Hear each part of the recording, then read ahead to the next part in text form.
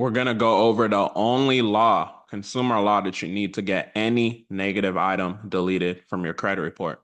So make sure you watch an entire video because we're going to give y'all the sauce and how to go about it. So all you need, 15 USC 1681I procedure in case of disputed accuracy. That's the section that we're in. We're going to cover 15 USC 1681I A1A. Before we get into it, remember, the whole purpose of credit is to use it. So I want y'all to use these laws not only to clean your credit, but you want to be able to leverage your credit, which means going to get your personal funding, going to get your business funding, and leveraging to be able to go get a house on the personal side, if that's what you want. Go get that vehicle that you need if that's what you need, right? So just understand the whole purpose of credit is to be using it.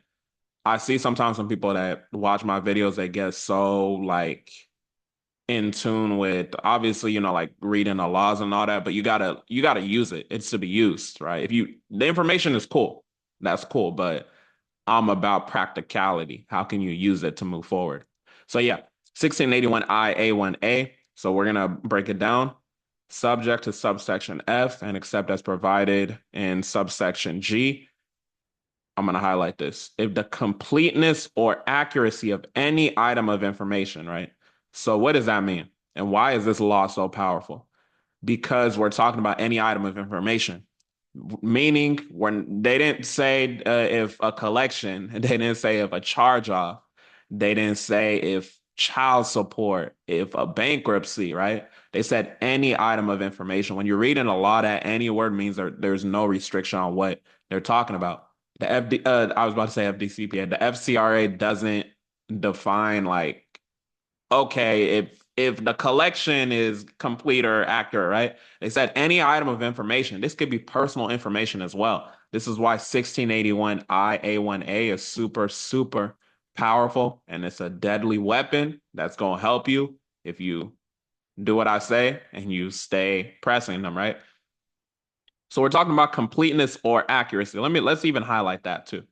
So completeness or accuracy. So let's make it a different color. So completeness, right? When you look at your credit report, you're gonna see like an account number and it'll have the stars, right? And like how Experian does it. That's not complete. So that's already incomplete. When we talk about accuracy, I'm pretty sure there's some inaccuracies on your credit report.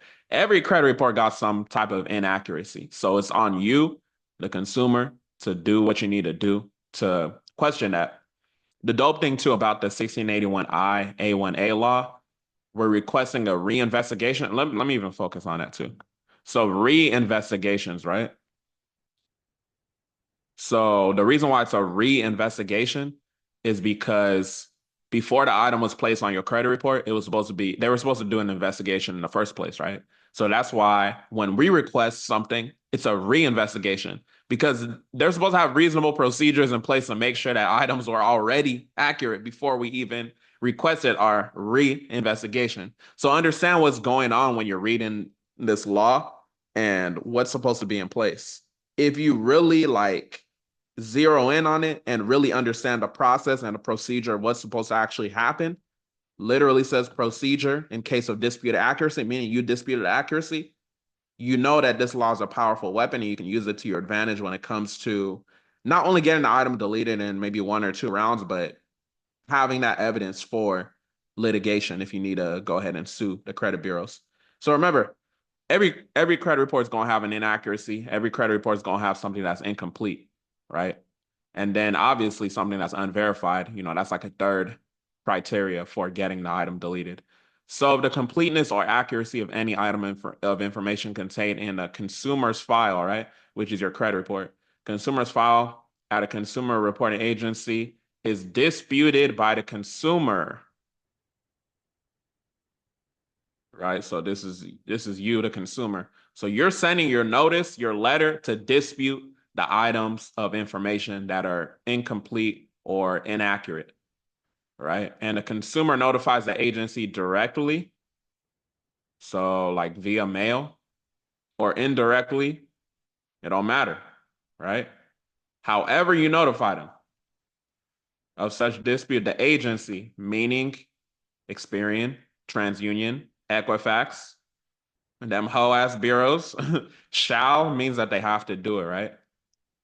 So they're supposed to do it. Shall, free of charge, conduct a reasonable reinvestigation. This is a sauce, though. They never conduct a reasonable reinvestigation because if you don't know, they have third party people like people in third world countries like India, Philippines. They just are just gonna press a button that says like, okay, it's verified or whatever, right? That's not a reasonable reinvestigation. In a computer system, you're giving me a code and you're just saying verified. The reason why, what's the reason why they do it? The reason why they do it is many reasons, but the reason why they do it, one of the main reasons is because think about it, it's millions upon millions of consumers. We could say billions, right? But it's so many consumers. So many people are disputing items of information at so many times. How are they going to be able to do a reasonable investigation or reinvestigation for everybody? It's not going to happen, right? And then an additional thing y'all got to realize is money. What do I mean by money? Everything is about money. Them reporting the negative items, they're getting paid to report these negative items, right? So these banks or whatever, negative items that you may have or your client may have on their credit report, the people are paying the bureaus to be able to report that information so they can, hold that against you and all that. So it's not in their best interest to do a reasonable reinvestigation because they're going to lose money as a result. But on top of that, too, the reason why they run around like they POC is because the fact that consumers are not suing them on a mass scale. That's why my channel is so important because y'all are being empowered with the information to be able to go ahead and get them to that next level. Furthermore, those of y'all that aren't cheap in your personal development, you invest, you understand that you have access to powerful information. If you're just a free watching subscriber, I appreciate that if you take action.